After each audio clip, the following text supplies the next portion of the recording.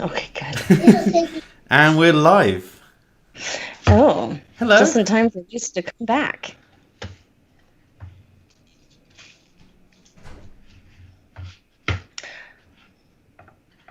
Hello everybody. Well, basically, we are basically today we've got a very special episode. Me and Rachel are going to be revisiting Ghosts that we spoke about last time, and we're gonna bring a guest in. Rachel, do you want to introduce Patrick? Do you want to talk about? Yes, I would love to. So years ago, I caught myself going online and trying to look up paranormal investigations. I found a show that I actually really liked on YouTube. His name is Patrick. I've subscribed. He's got quite an amazing... It's too noisy. Maybe I can't because of toddler.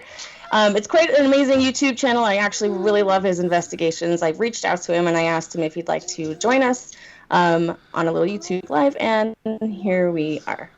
So that is our today's episode. Yes.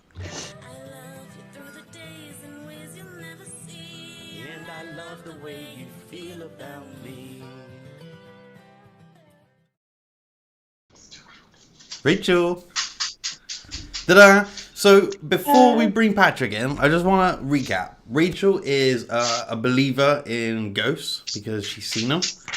And I am not a believer in ghosts because he hasn't experienced anything. Yeah, because I haven't experienced anything like that. So basically, Patrick is an expert and he does ghost hunting. So we're going to bring him in, and Rachel's got some questions and I've got some questions, and hopefully by the end of it we would have solved the riddle of the mysteries of the universe. And Very put it to rest. sarcastic when it comes to things you don't believe in. Baby, I believe. We're not going to say anything because you're stubborn and you're worse than me. Do you know, once my duvet fell off the bed, I was like, whoa! Whatever. Okay, so basically, Patrick has his own show on YouTube called The Haunted Side. I've been subscribed for a very long time. I recommend you guys check out his page as well. So yeah. So should we bring Patrick in and let's start the interrogation? Let's do this. Let's start. And that one. Hello, Patrick. Well, hello. I like how you're saying, like, let's bring Patrick in for the interrogation. I thought this was like a friendly chat. No. Yeah, we've got you now. They got me in. They said, "Oh, here we go." No, hey, thank you guys. Yeah, thank you so much for inviting me out and to do this. I think it's gonna be fun. It's gonna be fun. See if we can't change your mind, John. Yeah. We'll take it in this with us. for format. We'll take it in turns with questions. Rachel asks you a question, and she's already watched a few of the things. I'll ask some questions, and then hopefully we'll catch you out and or solve the middle of the universe. Hey, that's why I do what I do. And just for those who are watching, hi, thank you for watching. Hi everybody. There's a big delay, so if we get to your question about 3 minutes after you ask it, that's why. So just putting that out there. I did give you guys a like too, so everybody else should probably like this video also. Oh. Okay, so I do have a question, just to it's kind of like a two-question, like a follow-up question. I wanted to know how you got into this field. I guess it's just a one question for now. What has gotten you interested in doing paranormal investigations? I guess, have you had ghost experiences growing up? Is that why you decided to do this? Yeah, no, great question. So I did have an experience growing up. I was born and raised in Texas, in Dallas, Texas. And my parents, when I was probably like 8 years old, we moved to this little city outside of Dallas. It's called Josephine. And it's funny, like retrospect, the house looked like the Texas Chainsaw Massacre house. I didn't realize this, in the moment because I was only 8. But looking back now, I'm like, that probably should have been the first little warning there. That should have been the first tip off that this is going to be crazy. Okay. But we actually only lived there for about 3 months because things started happening and activities started happening that was very, very strange. One of the craziest things, though, is that my parents did a little research and they found out that the house was actually used as a satanic church back in like the 1960s. So there was like a congregation of Satan that practiced there and everything. So a little strange. But I actually got woken up one night because I felt something sit on my bed. And I have 2 brothers, so I pulled, I went John's way and was like, well, this must be one of my brothers just sitting on my bed, no big deal. The only problem is I opened my eyes and it's dark in the room, obviously, right? But it was, there was this black, shadowy kind of figure, like darker than dark, shadowy figure sitting on the edge of the bed, staring at the wall. It wasn't actually looking at me. It was just kind of looking off to the wall. And I just remember being 8 years old, right? Not as equipped as I am now, but just being like, oh my God, and just like bolting out of the room because I didn't know what it was. But ever since that moment, I was like, okay, what was that? Because I knew I wasn't dreaming. What was that? And can I like show somebody else? Can I document that and be able to show somebody else that existed or that it's real? And yeah, I've been on the hunt ever since. Nice. So how long have you been investigating? Like a year, on your YouTube, or I guess, or even prior? Yeah, awesome. So I've been investigating for, I say like investigating like professionally since about like 18-ish, about that time. And how old are you now? Sorry. 36. Okay. So we're all 36. Sweet. Yeah, quite a bit. But it's funny because I wasn't really investigating back then for a show or for a series or for something like that. I was more just doing it for myself, right, because I wanted to get it out there and see if I could capture it. Because I think I told you I'm a musician also. And so I was signed to Universal Records, and I was touring all over the world playing music. And so what was cool is I was getting to go to these places that were like known for having like notoriously haunted buildings, and so I was getting to go and investigate them instead of when the rest of the band was like, oh yeah, we're gonna be at the Hilton or we're gonna be at the Marriott chilling in the hot tub. You can go to your abandoned tuberculosis hospital, whatever. Yeah. All right. So, that's really cool. But I started the series, the show, about a year and a half ago is when I started doing the YouTube channel, and it's blown up. I think we're very close to 100,000 subscribers now on YouTube, and it's been doing great. Good for you. That is awesome. John? So, if you'd have had your childhood, and I don't know, just say you had some weird experience, you were scared of the dark, and like your brothers used to play tricks on you and scare you and like kind of like impression you into being aware of, I don't know, just because I think like we're all, I said to Rachel, we're all built in with this natural fear, and we all have imagination. Yeah. Sometimes we sleepwalk, sometimes we don't sleepwalk. I've been looking for my wedding ring all day today because I was sure I'd lost it, because I didn't even check my finger, but I dreamt that I'd lost it. So I spent all day looking for it, and I was like, oh, there it is. Yeah. Now, sometimes stuff crossovers between imagination and being scared. Kids have nightmares, all that other stuff. Yeah. As an adult, like, it's a part of, you believe it, you've experienced a lot of stuff. But I would always try and unpick that to, like, what was affecting me psychologically as a kid that made... Because I said to Rachel, if I thought I saw a person, I would go to the doctor. I would be like, I saw a person, the person wasn't real, like there's something wrong with me. And that's how I would feel.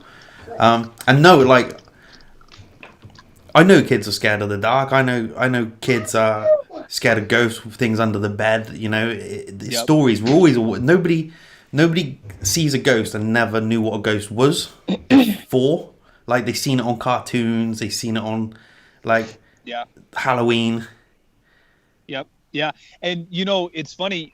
That's an excellent point, and it's one that doesn't get brought up very often, or in interviews and in podcasts and things like that a lot. But I'm very happy that you did, because it is a very thin line between, because we in the paranormal field we call it pareidolia, and that is where your mind plays tricks on you. You start to see patterns, even in darkness, in just complete darkness. Your brain wants to process and make sense of things and make faces appear. And when you're listening to EVP sessions or something like that, it might just be static noise, but your brain wants to make it into a message. And so if you're not careful, you'll start to hear things that maybe aren't necessarily there, or see things that aren't necessarily there. And honestly, I think that's one of the things that really separates the haunted side from a lot of the other stuff, is that we really try to stay as grounded as we can. And not every noise that we hear is a demon, or like not every noise that we hear is going to be something paranormal. We really want to try to debunk and try to explain all of the noises that we hear, so that when we do capture something where we're all, me and Jason, the cameraman, are just kind of like stumped as to like, okay, what was that? Because I heard it, you heard it, but we can't figure out what that is or what made that sound. But like you're that right, though. Giant bucket full of tools. There was nails and rusted items that just fell behind you on your episode, which, like, I think I told you this already. I jumped out of my skin. But yes, that's kind of why I respect you and your show so much, is because it's not dramatic. It's not like, we have to make something happen. Like, obviously, not every one of your investigations you're going to find something, and I really appreciate that you keep it, like, normal. You know what I mean? You're not, like, dressed up with the sunglasses on at night in the dark with a hoodie and, like, some leather jacket. You know who you are. Like me and Rachel spoke about ghosts. The music in the background is always a killer. Like, did you hear that? Like, no, because your music's too loud. You know what I mean? So I love your show because it's so much... It's easy to watch, moved. And it's real. It's realistic. You know what I'm saying? It's not the chair just dramatic. moved. The chair just moved by itself. The chair behind you. Probably Lucy. Just did it again. that was a good debunking. Yeah. You're like, no, that was a little one. But like, me and Rachel have spoken about ghosts, and I get that. Like, and I said to Rachel, like, I know that I don't like horror movies because I don't like going down that path of emotional fear that they make for you. Now, that's why I don't go in abandoned abattoirs or old churches or, Satan houses. Like, I don't. Satan houses. Yeah, I don't go to Satan. I don't go to houses that make it look like people died. Like I just don't go there. Like, because I think that's built into us to stay away from scary stuff, and I think that's a defense mechanism. Yeah, it's our fight or flight. You're like, flight. I'm out. Yeah, I'm like, so I think if I went on a ghost hunt with you, I'd be pissing I'd be peeing in my pants like the entire time. Which is interesting you say that, because you say you don't believe. So why would you be? I'll tell you something, Rachel. Pants? This is the truth, right? My mum's partner's got one leg, right? So he has a false leg, and at night he takes his leg off and goes to the bathroom. I was in the house and I heard a scuffling, and I looked round and I saw the silhouette of a person waist high, right? I saw like an adult shoulders and a head scuffling along in the dark because he was on his knees. I nearly kicked him in the face and kicked him down the stairs. I was inches away from drop kicking him. Now that's because I'm in the real world, and although I thought, what's that noise? I looked over, I saw this demon shuffling along the path, and just as I went to kick him, he went, all right. And so I'm in the real world, and that's what I mean. Like, I think I'd be scared. Like, I think that would be normal. Yeah.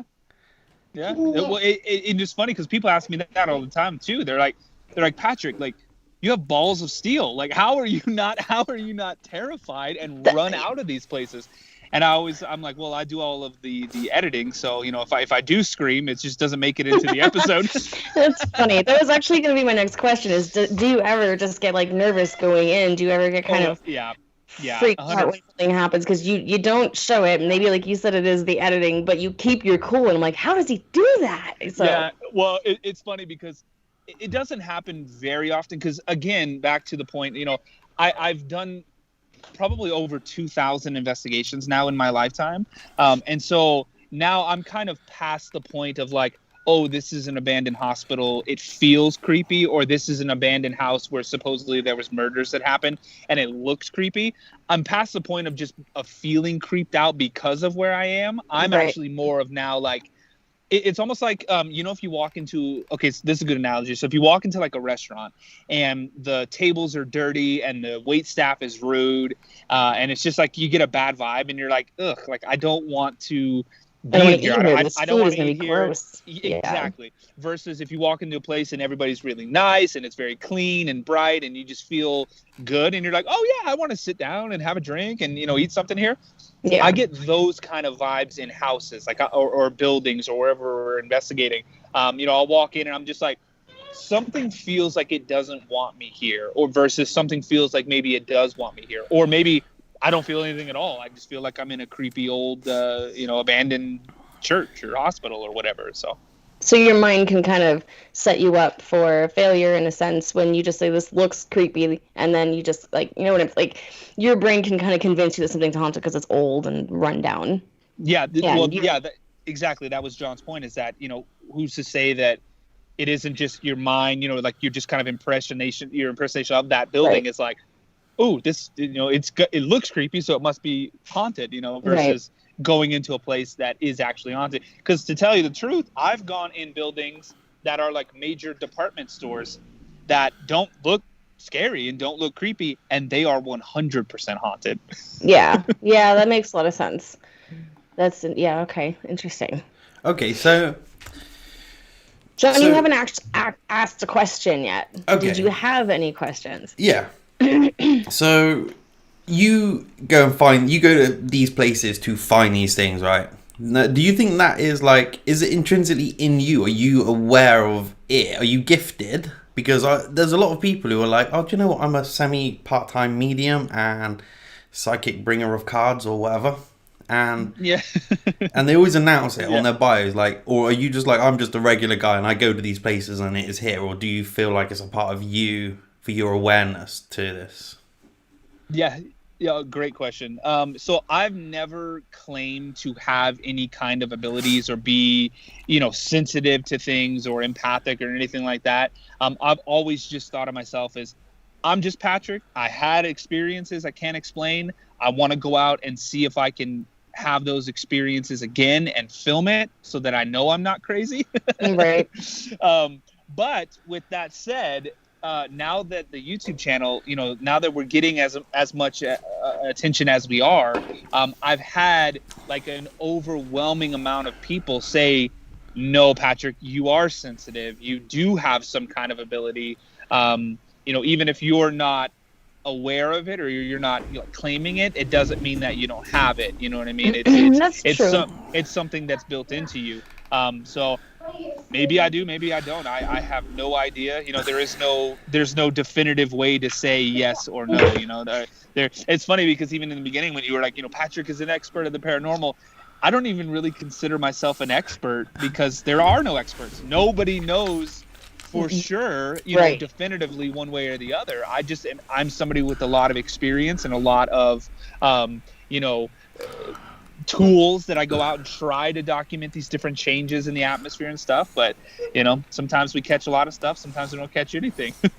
That was going to be another thing I was going to ask you was about your tools. What I know there's a lot of things that are coming out all the time. Mm-hmm. What is your current favorite item to investigate with? And why? It's funny because it goes back and forth so many times. I think right now I'm probably really, really liking So it's funny. We're endorsed by this company called Paranormal Electronics from the UK. So they're out of the UK. Shout out, John. And they make a lot of really amazing gear. And right now I'm using their RIM pods, which is a RIM pod. If people watching don't know, it's basically a little sensor that pervert. I know, right? REM. So it basically picks up on electromagnetic energy, EMF, which is something that in the paranormal world spirits are believed to give off. And these are like very, very highly calibrated. So it's not like they go off for cell phones or they go off for anything that's kind of electronic that we're using. They're dialed in to only pick up on this certain frequency of EMF.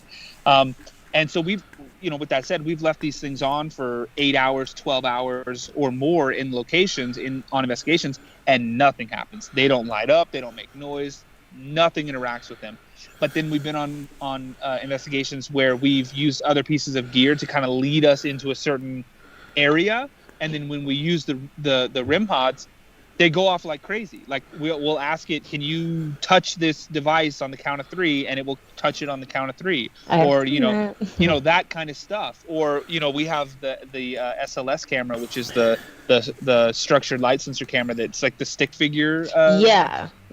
So we've had things map and then that figure reach out for it. And then it goes off when the hand or when the arm touches it. So stuff like that, which is pretty incredible. I think that's kind of my favorite one. I remembered watching one, and in fact, I think it was the same episode where the bucket fell behind you, where something was mapped behind Jason, and Jason is your camera guy, and it reached out, and he said, "My back is cold." Just as it reached out and touched his back, I got the willies, like chills everywhere. It was pretty cool. It was really cool. That was, and he can't make that up.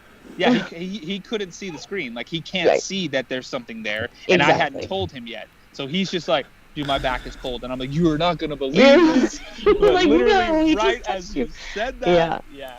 Yeah. So, guys, if you haven't watched The Haunted Side on YouTube, look him up, subscribe to him. It's actually a really impressive show. It's not dramatic. For those of you who just joined, we talked about wearing the leather trench coats and the glasses inside and the music and did you hear that, and like, let me fix my hair, and it just, it's all for show, but his show is actually very enjoyable, so give it a shot if you're a believer. If you're not, then give it a shot anyway. Give it a shot anyway, because it might change your mind. Okay. It's funny because we get a lot of the people who are like, oh no, and then they watch the show and they're like, I started going to church. Like, I think it's because of what I keep bringing up, is that it's just so like down to earth. You know what I mean? And it's not that dramatic, made up, blown out of proportion stuff that's just for TV. Okay, I've got a question. I think we've kind of missed it because we're both aware, because of popular culture, what a ghost is. But we never really addressed what a ghost is. Like, obviously, people die, people have souls. When you believe in ghosts and you spirits, poltergeists, do you then have to believe in God and spirits and like nope. How does it? Not at all. How does it all separate? Yeah. How does it all separate? Yeah, no. Again, I'm thoroughly enjoying this because these are questions that don't get asked very often. Really? You know what I mean? And I love it because this is exactly what motivates me to do what I do, because I don't know. I don't know if you believe in angels and demons. I don't know if you just believe in negative energy, positive energy. You know what I mean? Like, I'm not sure what it is that I'm communicating with or that I'm talking to. We call it a ghost, we call it a spirit, we call it a demon, whatever. But I don't know. I mean, is it the soul of a person who passed on? In a lot of cases, we capture a lot of evidence that leans, it tends to lean towards that because it says things that are specific to that person or that building or something like that. but I don't know. I've never, you know what I mean? I've never been able to have a ghost sit in front of me and for me to have a conversation like this with them Wouldn't that be to really, something? Woo. yeah, to really, to really get to the bottom of what this is, or what this actually, of what they're made out of, or what they see, or what they were, But again, that's the mystery of point. it, and that's why it's so intriguing. At least for myself personally, is you can't prove ghosts are real, but you also can't disprove that they're real. So that's kind of just. Some people say it's an energy, that it's just when, the souls are energy, or call it what you will, but it is so unexplained that it's kind of just fun, Patrick, especially when you had your own experiences. Patrick, have you like, obviously people have been alive for as long as people have been alive, and there's been stories about ghosts as long as there have been people who believed in angels, right? Do you just do it on its face value for how it is today in this building, or do you look at mythology? Do you look at old ghost books? Do you look at like old demon scriptures and stuff? Because if they are real, then they've always been real, and there's always been people who can see them, which is probably why there is religion. Because somebody was like, do you know what? I did feel this dead person touching me. Yeah. We talked about that. Even Einstein tried to prove ghosts were real. Because he tried to, I don't know, I can't remember now. This was my senior project, and I don't know, a couple Einstein of years was ago. an idiot. He didn't even finish his work. Really. Somebody asked a question. Do you do any smudging or clearing of yourself and equipment after being around an entity? Like, do you go home and just kind of like, do you protect yourself with the bubble, and do all of that and after? Oh yeah, great question, and it kind of plays into what you were asking, John, because yes, I do all of it, because who knows what it actually is? Who knows where it came from? Who knows what you know what I mean? It could be anything. So when people say, oh, like, do you use sage? Do you use crystals? Do you use this? It's like, absolutely. I'd rather have it and not need it. Right. Okay. So I've never heard this term, scrubbing. Like, so I guess you go somewhere, get filthy in ghost slime, and then it's like Ghostbusters, John. And then you go in your garden, and then your wife won't let you in the house until you put the sage on your head and all that. How does that all work? Because that's quite... And where did you get those? Is it just old tales? Like, where did you get all that, like, handbook stuff? Exactly. I mean, tell me what you do. It comes from all kinds of different things and rituals that people have done, over centuries. I mean, millennial even, possibly. Who knows? But I grew up in my parents were Catholic and my grandparents were Catholic, so I kind of grew up in that world. So it was very, I was very interested in like the demonology side of things from that kind of view. Later on in life, I think I've moved to more of just like a spiritual side of things. Like, I believe that there's something there, but again, is it necessarily what the Catholic religion says? Is it necessarily what the Buddhists say? Who knows? That again, that's one of the things that keeps me out here and keeps me filming these the show and everything to see what it is. Okay, so if I take what your experiences is and I accept that and go, it's real. There's our ghosts, there's demons and stuff, like different people, different stuff. How do you feel about the people that are mental, like the people that are in hospitals, people that have been locked up for hearing voices or seeing people or that sort of stuff, right? Because I don't believe in ghosts and demons, so when somebody you think anyone who is seeing something is crazy? Well, no, I'm just saying, if there are people that are crazy, like psychiatric crazy, locked up because they thought there were demons coming to get them, those people, if there are demons, those people are political prisoners in an idea that they could be right. Absolutely. And again, that's something that I think about a lot, really, is that for centuries, things that I'm doing now, if I did 300 years ago, I might have been set on fire. Yeah, I might have been burned. Yeah, exactly. Right. Who knows? So it's one of those things. I mean, you never know. I mean, we rely on Western medicine, and hopefully they're getting proper diagnoses, and it is something that is explainable. But who knows? I But when it mean, comes to psychiatric health and it comes to like proper crazy people who think that there are demons in their brains, or they made them do things, or they, do you know what I mean? Like, we just go, you're cutting oh, out a little bit, John. Your Huh? volume went way down. I did it. Hello? Is that better? Yeah, I can hear you now. Yeah, we kind of like, if anybody thinks about demons, talks about the devil coming through the ground, like anyone that believes in this sort of like portals or opening up or end of the world stuff, they get locked up. Mm-hmm.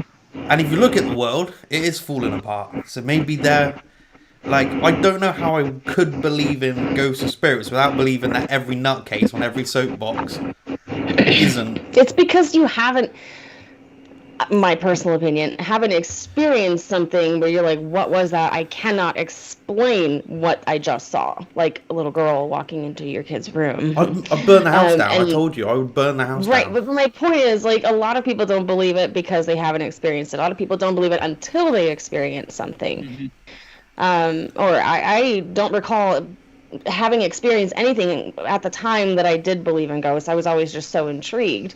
And it was very interesting to me, which is why I did a research project on it and learned all about it. And as I went on, I have seen things, and it's just undeniable to me personally. Okay, but poltergeist. If you live in a house that is haunted with a poltergeist, and you've got like this demon every night terrorizing you, right?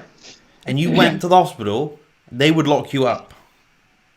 Like, that's what I'm Just saying. go to Like, the hospital. That's why you call a demonologist.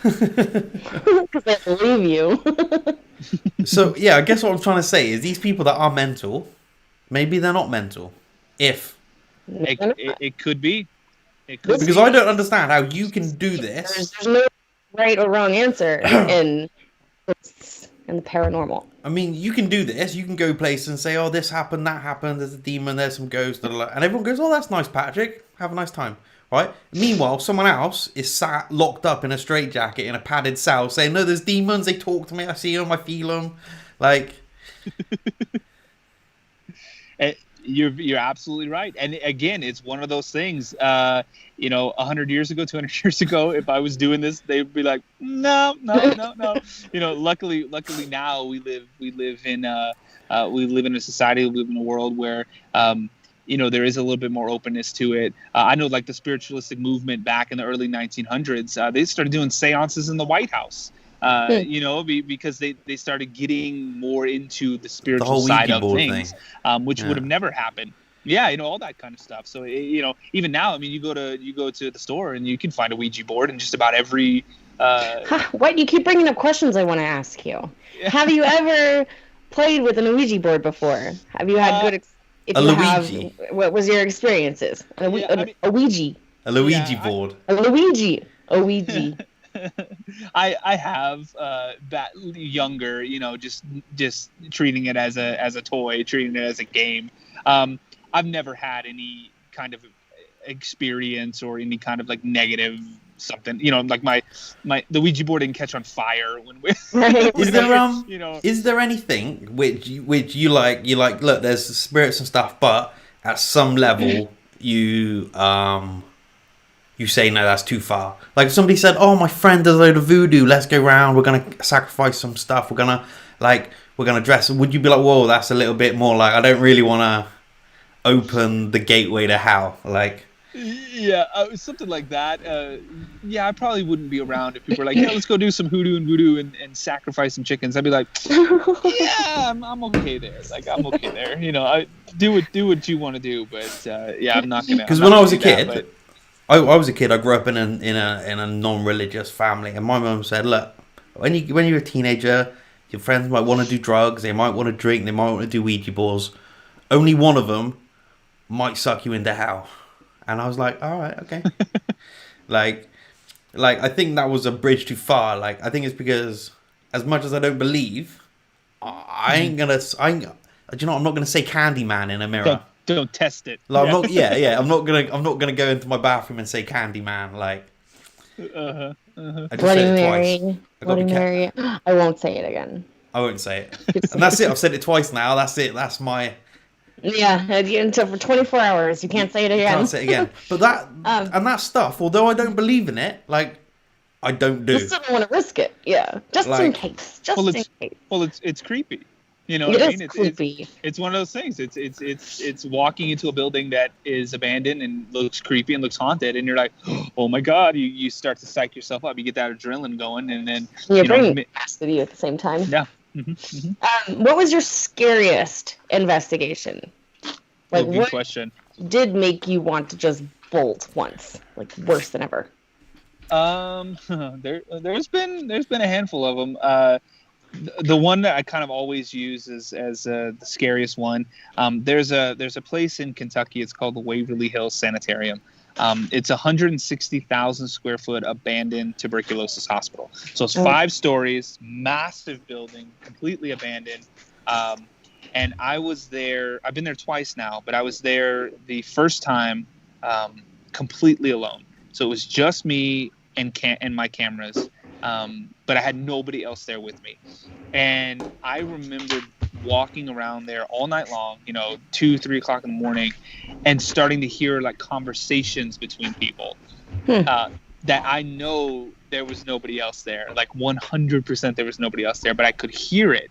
And there's a chute. They call it the death chute because it took the bodies down to where they would load them into a hearse or something like that down into the morgue. It sounds delightful. And I remember delightful, absolutely delightful. Awful.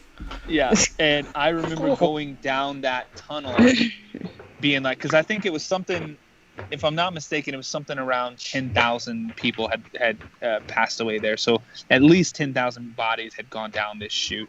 And I just remember being down there, and it's in Kentucky. It was hot, but down there was ice cold, like frozen cold.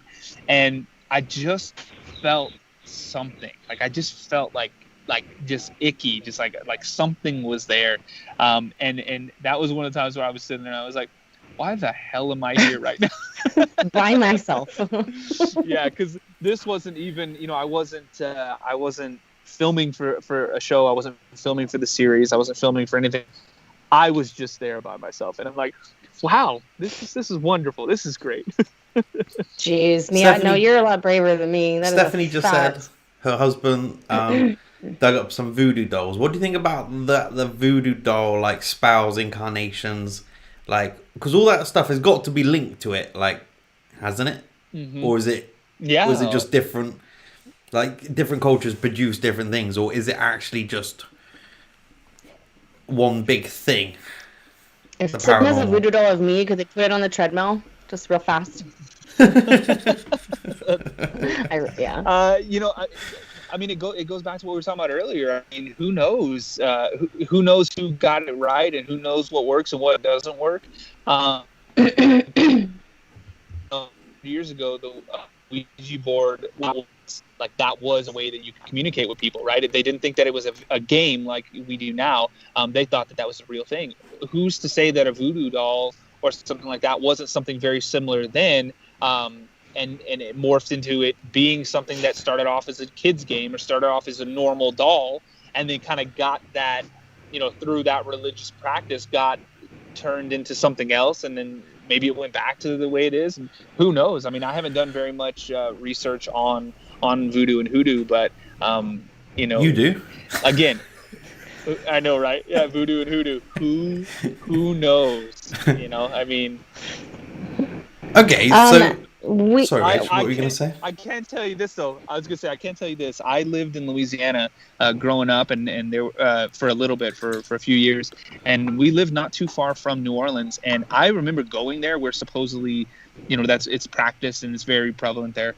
And I remember getting some very weird vibes and just seeing things that didn't feel right.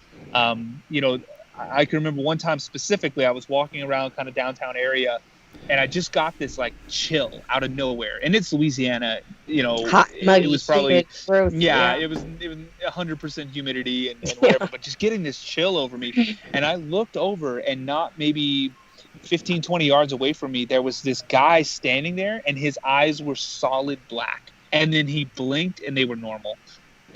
And Ew. I just remember being Yeah, that's like, weird. what? That's weird. Yeah. Ew, that gave me the creeps. And I was 15-ish, 14, 15 years old. So it wasn't like I was, partying on Bourbon Street and wasted or something like. You know what I mean? Like I was there. I was coherent, and it wasn't like a light shadow or something like that. It was just I just glanced over at him, and it was weird because I caught that chill and just happened to look and caught eyes with him. Oh, Just that's solid weird. black. Maybe it's like an aircon thing. Maybe bizarre. that's what the voodoo's for. Maybe it just helped them cool down when it was too hot. Get all those demons. It could be. Okay. It could very well They be. do say, like, as children, you're more open and susceptible to seeing things that aren't there, if you will, because you're not told that it's wrong. So your mind is more open to the fact, and what's the word I'm looking for? Someone help me out Susceptible? here. Where? Susceptible to it. Yeah, I did say that, didn't I? Okay. Well, it just makes it like, more open, mentally, open, and you can retrieve stuff like that.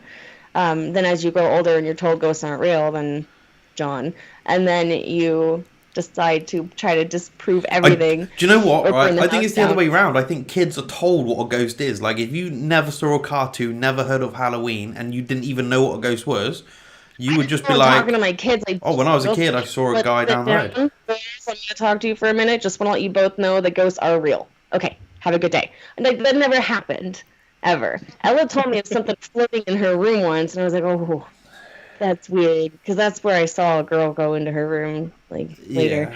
Wow. Patrick, I have a question. And I thought for sure she was dreaming until I saw that. I have a question. Like, obviously, there's different worlds, and like, obviously, we're made out of matter. They're made out of energy, and energy is matter, and all that. It gets complicated when you start looking at quantum physics or quantum mechanics and what actually stuff is, right? Yeah. But do you do what you do in the belief that you're in the world and they're in some other dimension, some space, right? Or do you think that they can touch, can react, can like is there any part of you that thinks they could get into me? Like, or do you feel like you are here in reality and they're in somewhere else? Because if I felt like there was that separation, I'd be fine. But I think the idea that they are real and they can move stuff and they can push you down the stairs, or they could get inside your brain and make you crazy, or like just harass you like for years, like poltergeist, like Lucy that went stuff. poop. Oh, so did she? I had to go wipe my butt. See, we knew this was going to happen. We talked about this. Before you answer that question, I'm sorry to interrupt you. I had to go wipe my butt. People keep asking where you can watch Patrick's show. It's called The Haunted Side. Look it up on YouTube.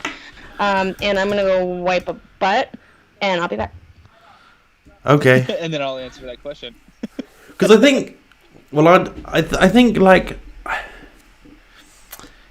I think it would feel nice to be like, I'm alive, you're dead, unlucky, like, I'm here, you're there. Like, and then, to be aware of stuff and look at creepy places and chills and experience stuff. Mm-hmm. I would be like, I don't know, like, I think when I hear people's stories, or I've heard stories about poltergeists and heard stories about possession, and I heard stories of demons, and I almost feel like it's a bridge too far. I'm like, they're either in the spirit world or they're messing with my life. Like, yeah, I don't know. Yeah, no, I mean that's great questions, and again, that's the whole point of me doing this, is because nobody knows for sure, which way it goes or where it could go. Okay, but Is it alternate dimensions? Is it things that just barely overlap sometimes, or is it something where they can, they're here in this realm of reality or whatever, and they can interact with us?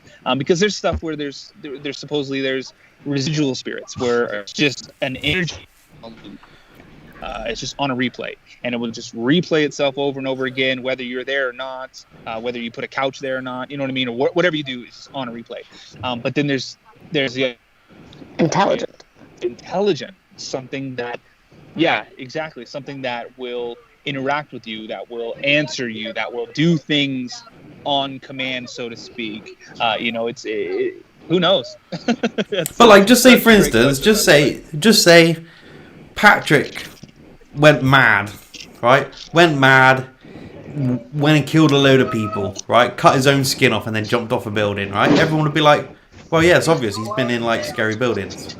Like, can you see that? Like, if you went mad and peeled off your skin and jumped out a building, people would be like, he was obviously had a demon inside of him. Like, it's easy. That's case closed. Doesn't that scare you? Like, I mean, I mean, I hope that never happens, but I'm gonna do my best to keep that from happening. But to tell you the truth, so that's another thing too, and that's a very touchy subject, especially in the paranormal world. That it's one of those things that, like, you see stuff on TV, and it's like every episode there's a demon, every episode somebody's getting possessed, and all this stuff. Or the demons making them kill other people, or yeah. My own personal experiences. I've done this for over 20 years now. I have seen one case where it was I felt like there was actually something that either attached or was part of somebody. You know what I mean? Most of the times it was something that I felt like was something that had to do with a psychological issue. Drugs and alcohol. There's a lot of stuff that can seem paranormal, but then have a pretty logical explanation when you dig a little bit deeper. Would you ever do or be involved with, like, exorcisms? Like, when you got like children or young people with, like, mental health problems, and you got vicars and stuff tying them up, like, or is that a bridge?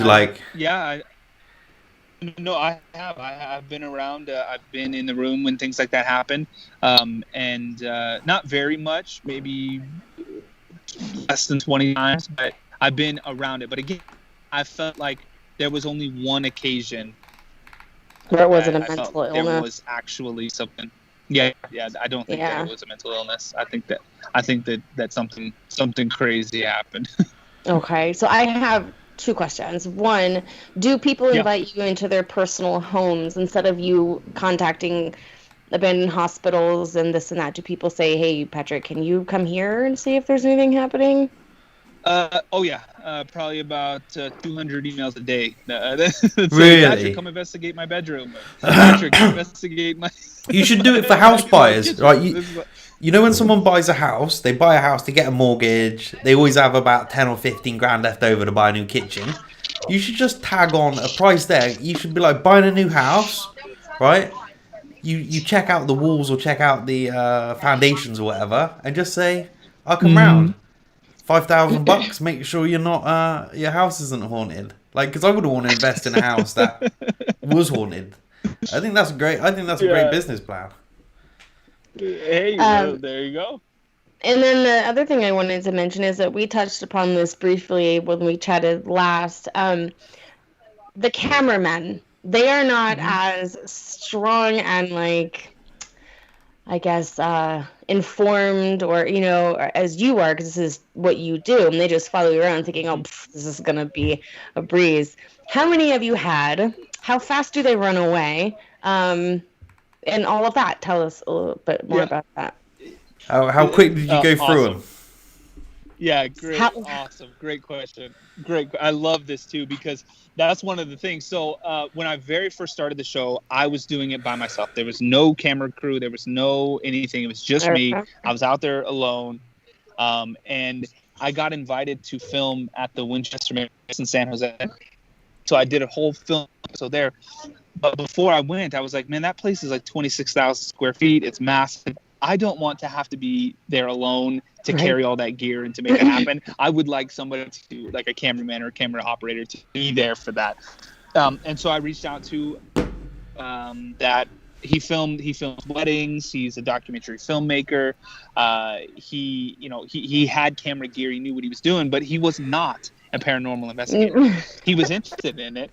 He had watched shows of it before, but he was by no means an investigator or anything into it. He'd never been on a ghost hunt per se. And he lasted a total of 7 episodes. Yeah, I don't think. And how last long does 7 episodes take to film? Do you do like a couple in a day, or stop, Lucy? For him, I wish I could do a couple.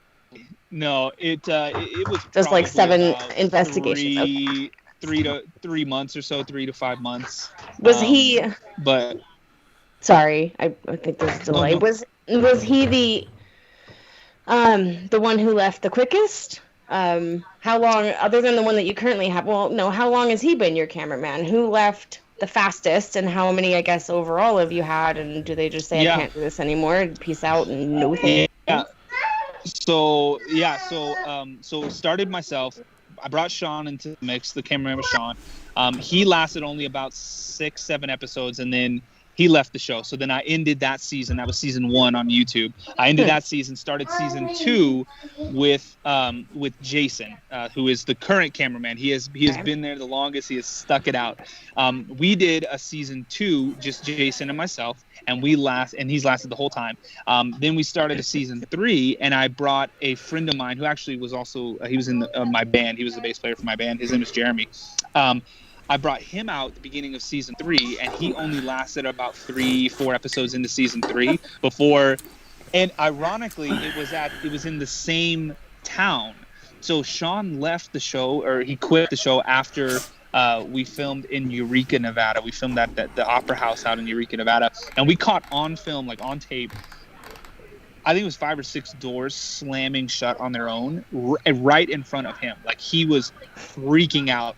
So by the end, poor guy. Yeah, by the end, he was like, F this place. I can't do this. This place is crazy. I am out of here. And we were supposed to film another 2 locations when we were there, but we couldn't. We had to come back to Reno and stop. He literally physically could not go in there and do that. I brought, fast forward to season 3, I brought Jason, because he had never been there. I brought him out to Eureka, and then my friend Jeremy, I brought him out to Eureka to guest star kind of on the show. And Eureka, that's that place. Eureka, Nevada. It's unbelievable out there. It really is. But yeah, so we did a couple of locations very close. I mean, like across the street from where this opera house is. But we did one at this hotel. It's an old abandoned hotel called it was Hotel Eureka. But we filmed an episode in there. It was off the charts. It was incredible. But then we filmed in these tunnels that were underneath the hotel, that go underneath the road and go underneath some of the other buildings. What was that for? Did you look into? I don't mean to interrupt you, but now I'm like, ooh, what's that? Yeah. So back in the mining days, that's where they used to have the Chinese miners and stuff. They would all have them under there. But we went into this one room that was called the Cathedral Room, which apparently was where they took about 200 people. And on payday, and they were like, "Oh yeah, come down here. This is where we're going to pay you." But instead of paying them, they murdered them all down there, just to save money. Not have save money and not have to do payroll. And then they had a whole new fresh group of people come in. But we were down in there, and something down there frightened him enough that he was like, he didn't even talk to me. Like, he left and went, because he lives in Las Vegas. He left for Vegas. I came back to Reno, and then I, texted him like, "Hey, did you make it home?" No answer. Called him. Ghosted you. Answer. Yeah, and I was like, okay. I was like, maybe he's just sleeping or whatever. We had a long, because we filmed like 4 episodes in a week, which is a lot. We were tired, and but I didn't hear from him. And then I gave him a couple days, still didn't hear from him. And then it turned into like almost 5 months. What? I didn't hear a word from him, and I called him and texted him and was like, "Dude, are you okay? Are you okay?" I knew he was alive because I saw him, post stuff on Instagram and whatnot. But I I didn't hear from him, and he's like one of my good friends. And then finally, not that long ago, actually, because I still hadn't heard from him the last time I talked to you guys, but it was just about a week and a half ago that he reached out to me No finally. way. What what was the reason behind that? You're just too scared to hang out with you? he was like, to be honest, I felt like I just needed to cut all of it out of my life to just kind of refresh and restart. Because you're dripping in ghosts, that's why. It's because you're dripping. He never explained to you what scared him that badly? He just felt like something followed him or something like attached itself to him because he was saying that back at home things were happening and like weird stuff was happening. He didn't sponge off enough. Without ruining the episodes, because I know I'm sure some of the people watching want to go and check those episodes out. But we had some crazy things happen, and those things were starting to happen in his house. So he felt like maybe something followed him, or he opened a doorway or something that he couldn't close right away. And yeah. Do you know what? Me and Rachel, we're different. Like, I started off, I'm a skeptic, right? Rachel's a believer, right? But you warned me to the point that I'm interested enough to be like, let's do it. Let's go harass some ghosts, right? So now I'm warm and I want it. Like, I'm thinking those, like, I think it's because I want to kind of like feel it. I want to know whether it's my paranoia because the place is creepy, or whether like there is some bad stuff here. Like, because I'd imagine you'd be like, hey, look at this, we've got this, and then you hear a noise, you look round and I'm eating Doritos, and I'd be like, what? Right? That's how I'd love to be. Oh, sorry. Yeah, sorry.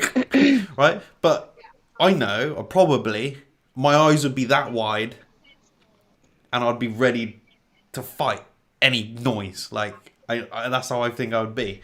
So I think we should go on a ghost hunt.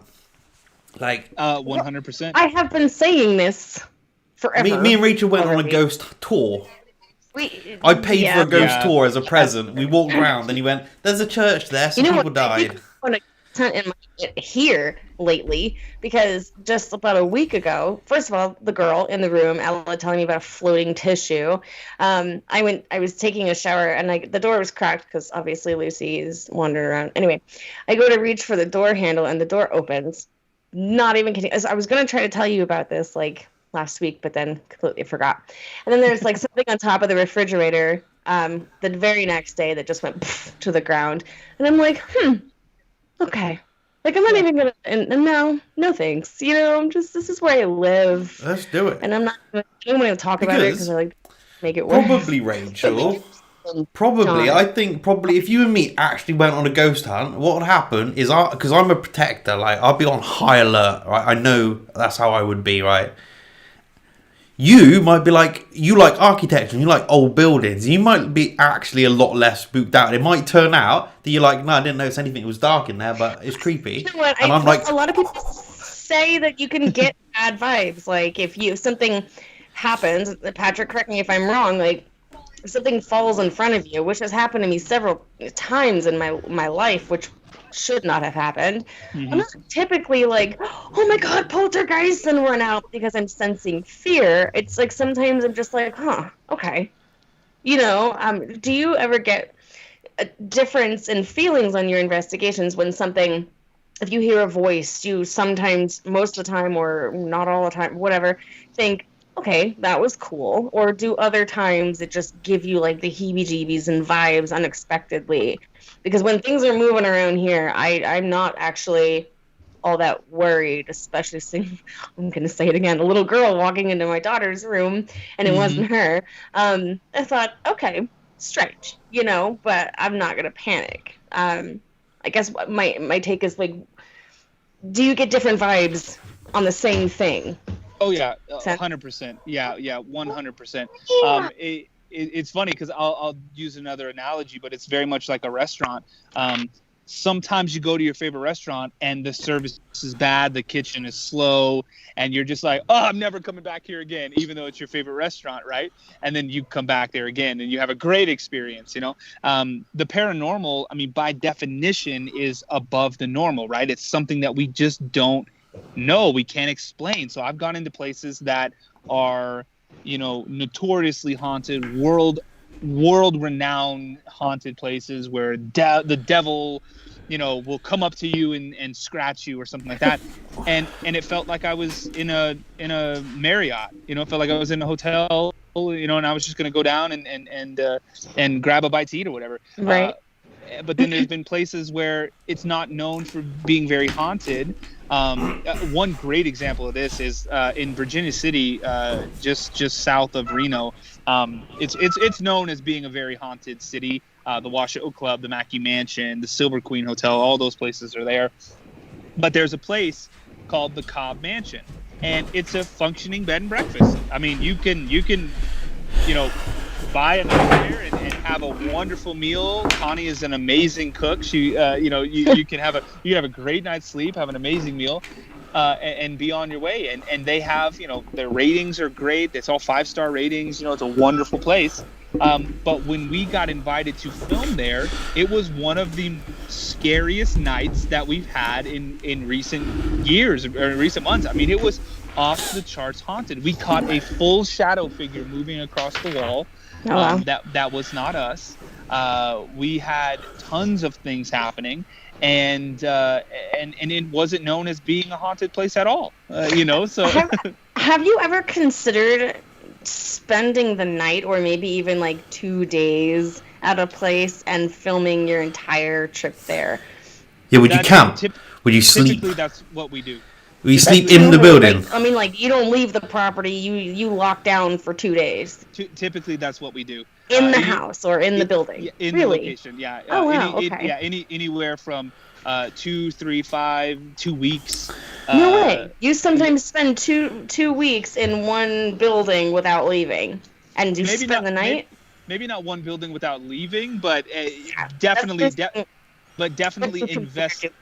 Yeah, but definitely investigating as much as we can. And so when we go, so I say Eureka, that's a great example. When we go out to Eureka, we stay in the place that we're investigating.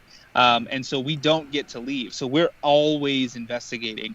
And literally just it's funny because there's like a 4-bedroom hotel, kind of like Airbnb, that doesn't get rented very often. It's funny. I don't know why it doesn't get rented very often, but it's there. But we stay there, and it's literally like there's like a little hallway that's maybe 5-6 feet into the Hotel Eureka, which is incredibly haunted. So it's only about 5 feet. So where I sleep is only about 15-20 feet away from this like incredibly haunted building. Because it's kind of one building that's kind of built together, but there's like a little hallway between them. It's weird, but.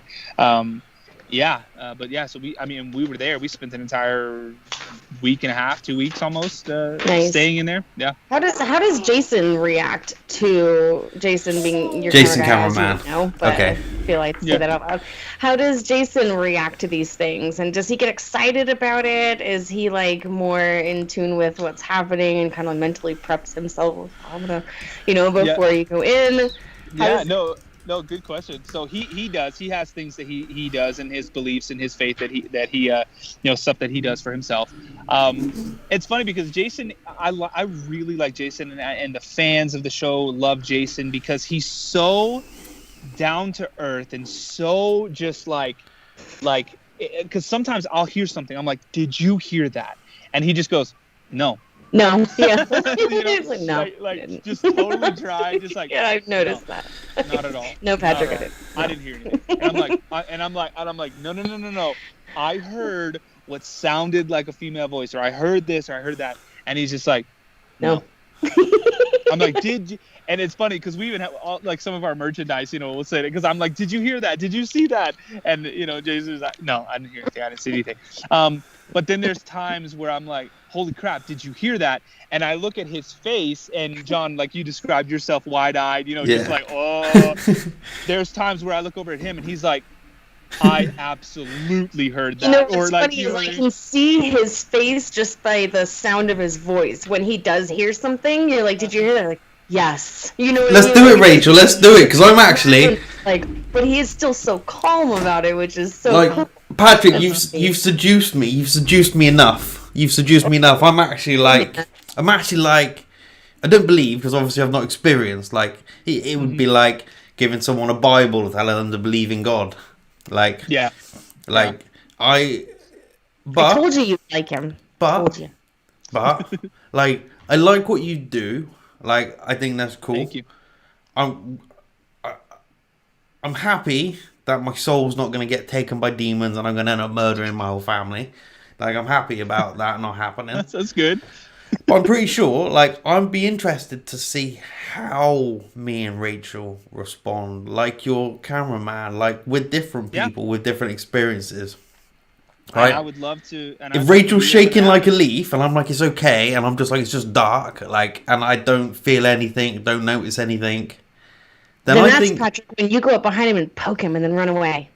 no, I think, like, if we're like this and Rachel's shaking like a leaf, like, I feel like this is what I expected, right? Because that's kind of how I imagine it to be. Creepy, I'll be on a high alert, Rachel will be scared. But in a funny sort of way, I'm actually a little bit interested to see if I'm like, what the fuck was that? Like, yeah. Like, I think that's where that will interest me. Like, I think that'll be. Once you can experience, like, I have no explanation for that. Yeah, then that's when you. Oh, sorry. When you start to. Did you hear that? Did you hear that? Sounded like a little kid. See, and John, what's great is that I think that's why so many people have really clung on to the haunted side, and we have such an amazing community of people and whatnot, and we've grown so fast. It's because I have whatever it is, I've got that little bit of niche that it's like people go, even if they don't believe necessarily, they just go, I'm interested. Like I get that. Like it's just enough that they're like, I'm gonna watch this, or I'm gonna subscribe and I'm gonna continue to watch this because I don't know what it is, but he's on to something. Like I think that's and that's great. And if that tiny niche within the world of ghost hunting online is where you are, I can see myself being drawn to that. But I don't know if I want to watch somebody in a room being scared. Like, I don't watch horror movies. Like, I don't think. Is it about that? See, that's the thing. Patrick doesn't respond dramatically, and you know what I'm saying. And so, yeah, okay, sorry. So what I'm saying is like, I could watch a million ghost videos, and I think I would want to be there. So I reckon we should do this. You're sponsored in England. Come to England. Yeah. Come to England. It's in the works. It's in the works. Absolutely. When are you coming to England? We'll have to have a little group chat about that later because there's passport issues and money, all that stuff. Yeah. No. But guys, put a super chat. Put a super chat if you think me and Rachel should go to England and do some poltergeisting. Yeah. Absolutely. If we could all somehow meet up in like the most haunted country that I could think of, and like one I think I love so much, and actually do an investigation with you when you could calm our nerves, because I'm probably gonna pee myself. That would be amazing to have like the trio of us just to go do this. Oh my God, this has been a lifelong thing I've always wanted to do, and I trust you, Patrick, only because I've watched your series for so long. So you'd be the only one I'd be comfortable with doing this with, and of course, there's John who would be willing to punch a ghost. Would. Exactly. I'd drop kick it. So, don't worry about that. I think as far as like people that are into ghosts and stuff, Rachel into ghosts, she watches ghosts, she's into it. Like, I'm not. So I think it would be the only way I could ever experience it. Like, and I think it'd probably might even be a dud anyway. I might get there and be like, yeah, this is a creepy ass building, but especially if you experience something, my God, if you're like, when, Yeah, because then I'd get an EM pulse meter next to my bed. I'd get an alarm. I'd get some sage. I'll be like, I think, and I think I'd want to do it because I think I'm at that point now where I'm like, okay, you do this stuff. Yeah, this is interesting. And absolutely, I would recommend it to anybody, especially if you are a non-believer or if you're very skeptical of it. Thank you, Laura. Sorry, she sent $10 in a super chat. Laura, thank you. Woohoo! That super chat though, yeah. You have to experience it. You have to, because obviously it's YouTube, right? So we get the fair share of people who are like, oh, this is fake, blah blah blah, everything's fake, blah blah blah blah, and it's like, well, you're more than welcome to come on an investigation, because basically, I'm not doing it necessarily to make other people believe. I'm doing it to enjoy it and to know, you know what I mean, for myself to be like, yep, I experienced this. I know that there was something there. I want to keep doing it and keep doing it. And if it helps somebody out and they go, I've experienced the same thing, I know where you're coming from now. But yeah, I'm not doing it to necessarily prove anything. I'm doing it to enjoy it and to build this series and build this community of people, to have fun and keep it going. Do you ever have nightmares when you go home, like, about past investigation? Really? No. So that's what I'm so afraid of, is not being able to just, like, let it roll off my back when it's done. No. I'd be like, that was so weird. That was creepy. That was creepy. It's And then I might have PTSD or something after. Super weird, but I don't. I mean, I've had like maybe half a dozen nightmares my whole life, and it's funny because they were more when I was younger. And John, it's funny because they were like the scary movies, like the horror movies, right? That's what I would have a horror or I have a nightmare about. Not, going out and doing it now, filming a television show about hunting ghosts and stuff like that. You know what I mean? Like I'm actually doing it in real life. No nightmares, no anything, no nothing. But it was the Friday the 13th, Jason. What I really like is, like, me and Rachel, we went and had our tea leaves read, right? And we've spoken to, I get messages all the time that says, hey, John, would you like a reading? I'm a psychic medium. I'm like, you should know what I'm going to say then. You should know my answer. Why are you even asking me? Like, but I don't get that from you. Like, and I said, I wasn't ever going to try and, like, disprove you. And I just wanted to understand how you got from where you were to where you are. It doesn't look like you'd care if you did. Right? But... no, we get it all the time. Like, I don't get that from you. I'm like, I don't think you're a liar. Like, I think people that charge people for a reading, like those people, I just think, I don't know, like, I just get this liar vibe from them. And I don't get that from you. I don't feel like I don't think you're lying and creating fake videos, and I think there's a lot of that out there, and I don't get that. Oh my God, there's so much of it. For anyone who's just joined, this is Patrick from the Haunted Site on YouTube. Please go check out his page. Yeah, check out his page. He's famous. And his videos, he's this is why I asked you to be on here with us, because I'm slowly converting my husband to be like, and I knew it. I knew something amazing was going to come out of this. He's like the real life Peter Bateman. Yeah. Yep. Like, he's so down to earth. And my daughter Ella, like, I think we've talked about too, like, I let her watch one of your videos. Yeah, that's amazing. Ghostbusters. I let Ella watch. I was watching one of your videos with Ella, and I'll never do that again. But even she said, I like him. Like, I was like, right? Like, he's so down to earth. It's really not as terrible and dramatically scary. And, like, I'm going to sleep just fine, except when it gets dark, then I have to stop watching your videos. They're like, I'm good. Not even joking. Like, getting dark, but I have 15 minutes left. Like, I gotta hurry. Yeah. Because, even in like the editing style, because I went to film school, and so I do all of the editing and I build the show and everything like that. But I'm not building it to be like jump scare, you know what I mean? Or like horror movies scary. Because to be honest, I don't even like horror movies. Saw, Final Destination, all that kind of stuff. I've never been a fan of those kind of films. No, I'm not. Because it's like the gory stuff, the super gory horror movies. I'm like, nah, I'm not into it. But for me, I was always drawn to, like, the psychological thrillers. One of my favorite movies is Seven. You remember Seven with Brad Pitt and Morgan Freeman and all them? I've seen that. I know what it is. Yeah, she had her head in the box. Isn't it like, what's exactly. in the box? What's in the box? Like 3 hours long or something, though?